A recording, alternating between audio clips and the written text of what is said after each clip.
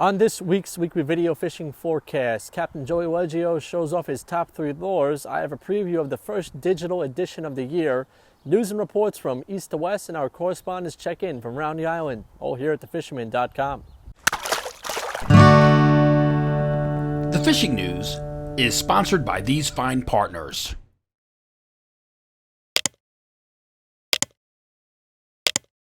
Today is Thursday, April 7th, and this is the Fisherman Magazine's weekly video fishing forecast. This is the first week of the Fisherman's weekly digital editions, and in this week's magazine, I have some tips on what to do with those little leftover gold pieces. New England editor Dave Anderson has some great tips on how to set up your surf bag, and Bob Michelson has everything you want to know about eastern brook trout. All this and more in this week's digital edition of the Fisherman Magazine.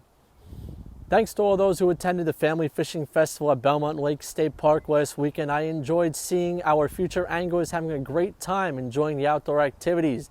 The state, along with Shinnecock, stocked some nice-sized brook and rainbow trout into the pond for the event. I saw fish caught using both power bait and small lures. The Coastal Kayak Clash is back on for 2022 with a few changes, and the New England editor Dave Anderson has all the details. Dave. Hey guys, it's Dave Anderson from the New England edition. I just want to fill you in on some of the things that are going on with the Coastal Kayak Clash this year.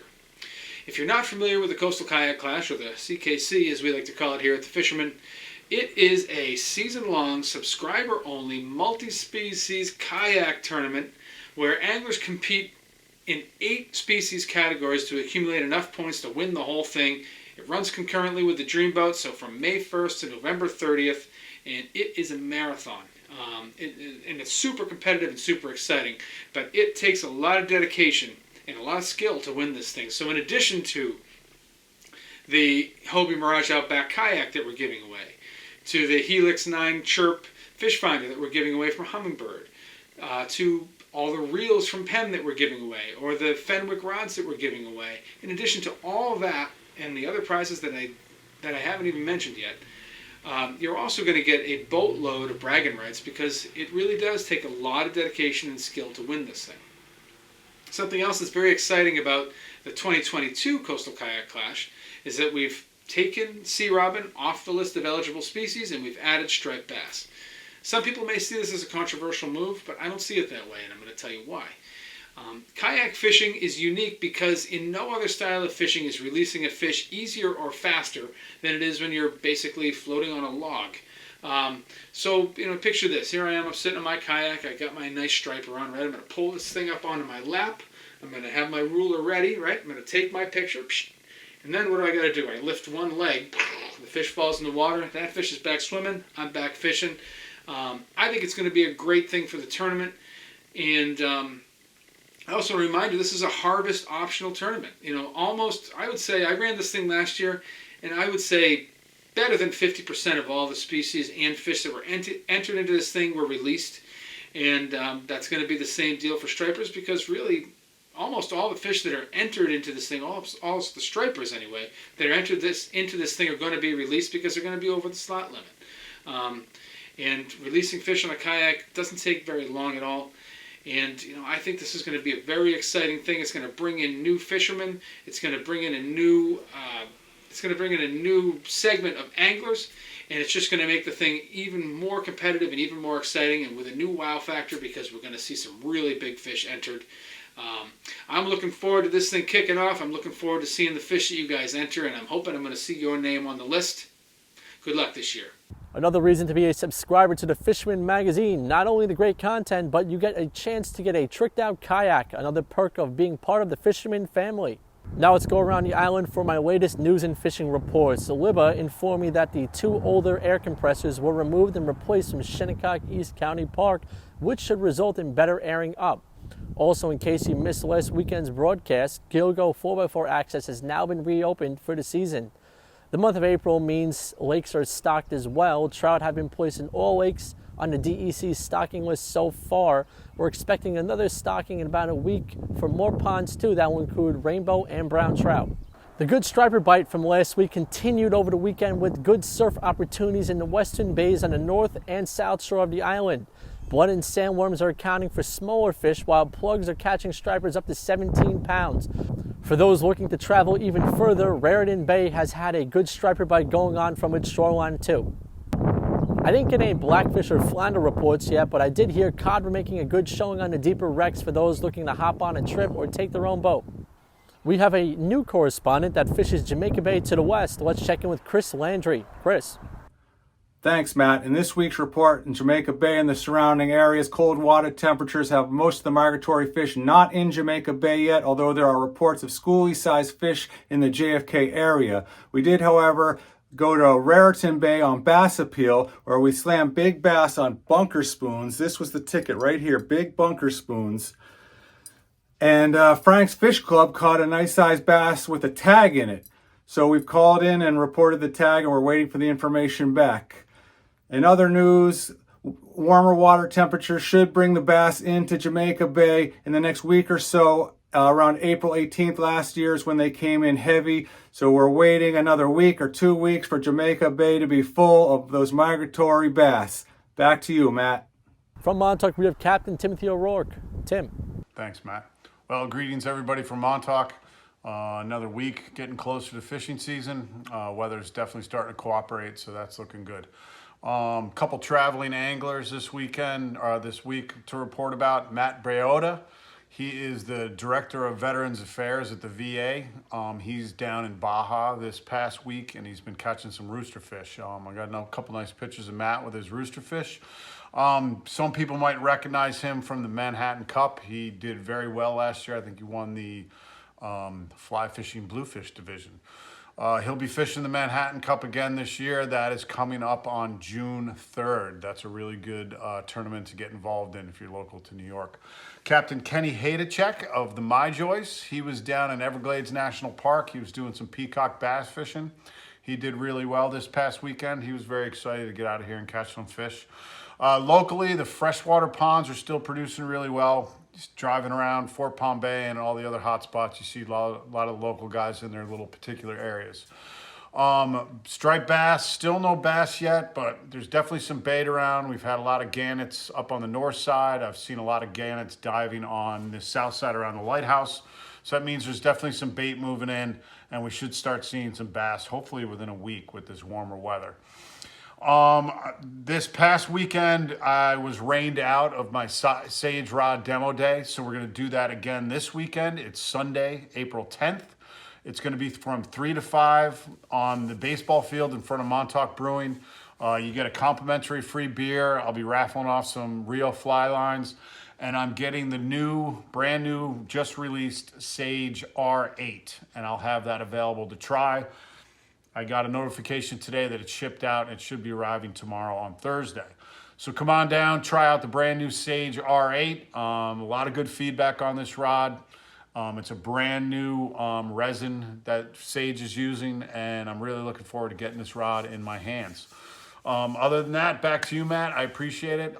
See you Sunday, 3 to 5, Montauk Brewing. From Shinnecock, let's check in with Mike Dean. Mike. Thanks, Matt. Hey, everyone. Unfortunately, they are not here yet. Terms of striped bass getting here into the back bays, they are really thick in Raritan. That's always been, like a 10-day to 2-week kind of indicator of when they will be here. I was going back to my Instagram pics, and it's pretty much been the second week of April that I've gotten into that first fish. There are, I wouldn't say plenty of, but there are holdovers with the water temperatures being a little bit warmer that are in the back bays. It's a lot of casts, a lot of times to get them. But like I said last week, this is kind of the time of year you want to be out scouting. And, if you're there, it doesn't hurt to throw a few casts. So be on the lookout. Could happen this weekend. Could be the middle of next week. Obviously, never could be soon enough. So, be sure just to have everything tuned up. I mean, I'm just being sure that I have plenty of 1/2 to 1 ounce jig heads and plenty of soft plastics, the White Bass Assassin, new soft plastics that Joe Baggs has out, that Fat Cow has out. Any of those that are going to kind of mimic small minnows will be pretty good. There are reports of bunker in right around Hetty Creek, basically through through spottings of ospreys with bunker in the talons. So, it's going to be here any day now. Opening of the April blackfish season is off to a bit of a slow start. Not as many boats really got out in this area. However, I did hear of some catches, to the west. I know Nick on No Time Charters got into a few, and there have been some random catches. So it's another thing to fill the time, even though it looks like we're going to have some tough weather the next few days going forward. Other than that, fishing season's going to be here. So like I said, just be sure all that gear is ready to go. You swapped out, the back treble on plugs, that, everything's in order. I've lost so much time on the water over the years of just not being organized as the season starts. Things get hectic, get frenzied, and I kind of find myself, grabbing for the right stuff. And, sometimes it's not really ready to go. So, that's my 2 cents. Have a great weekend. Hopefully you get into some. If not, soon enough we will be. Back to you, Matt. Thanks. From Northport, we have Mark McGowan from Cow Harbor Bait and Tackle. Hey, this is a great time to tune in for the report. This week it's red hot. The fish action, it's heating up, with this precipitation we have. Don't worry about rain for the next 4 days. It's coming from the south. It's going to create water temps. It's going to definitely bring them up. Right now we're low 40s, I could definitely see water going to 45, 46, and that means a lot to these fish that are coming in. The resident bass are totally awake. They're going to be working in those marshy spots. Definitely stuff off to the west. The city's active. Raritan Bay, you're hearing all about it. Locally, the freshwater scene is red hot. If you're into sweetwater on the fly, you got trout stocked in ponds. These largemouth bass, smallmouth bass, they're waking up. There's sunnies. There's a lot going on. We see ospreys are, bringing fish. So a lot to look forward to. This is that time to check out all your gears. Check it out. Our shop, we're loaded up with bloodworms, sandworms, fresh clams, live crabs. We've got the docks here, so we float them fresh. Check out this video that I shot. It's kind of informative. If you're going to get crabs, it's a really good idea to keep them healthy. White crabs, green crabs, Asian crabs. The best way to keep them is to float them. We float them in that special cage that we use. It's a small half-inch mesh because it's really important with the smaller variety of crabs, at the price of them now, they'll fall like right out of the cage. So it's really important, how many crabs you can get in there. So you can see the difference in the size, They come in a lot of times nowadays from New Hampshire. They're not always local, so you're going to see a variety in the color. Now, big question is what to put in there. Best thing to do is put in like some whitefish rack, like a blackfish or a porgy, sea bass. That's great. Bunker, they can get stinky in there. It's a very oily fish. Doesn't always fare so well. So most important thing to do is that if you don't have the option to float them, you must really rinse them out because they build up an incredible amount of toxins. You want to get some local salt water. If you can, bring the crabs down. At our shop, we always float them. Every time a shipment comes in, they go right in the water for a minimum 6-hour float because what it does is we're giving out the freshest product. We cull out all the dead ones. It's so important. You cannot be getting bags and handing bags unopened to customers. It's a great way to get baked finger and a great way to get a really nasty staph infection. So it's really important that you find a good supplier for your green crabs.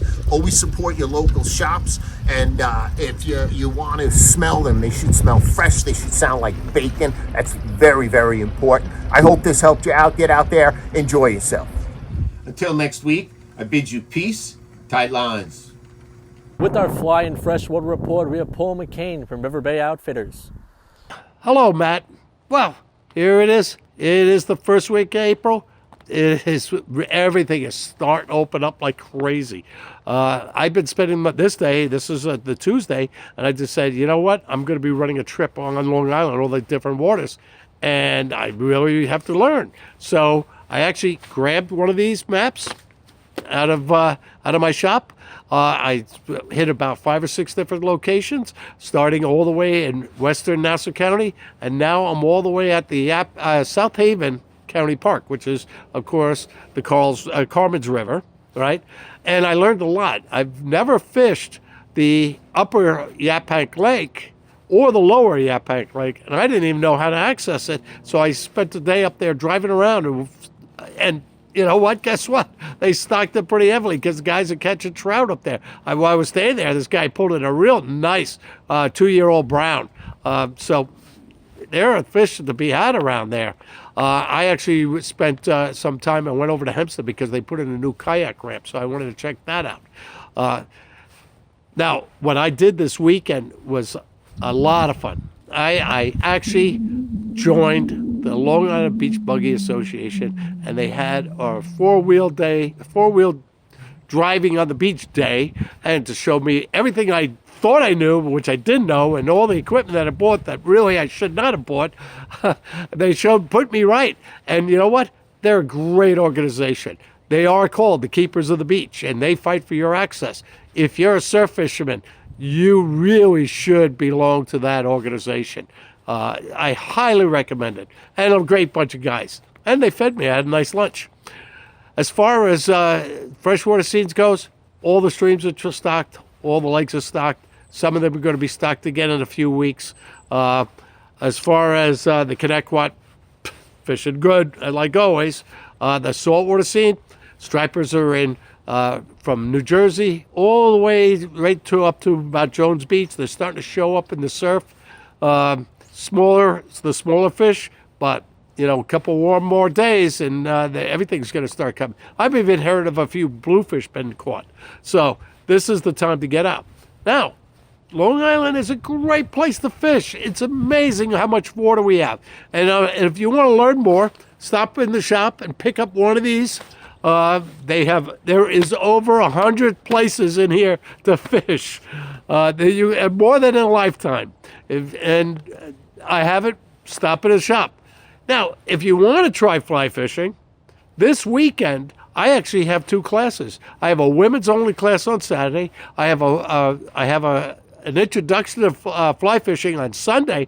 Both are free, but I do need have to reserve a spot. So just go to paul@riverbayoutfitters.com. Send me an email saying you would like to come, and I'll send you all the information. It's a great way to learn, and they're free.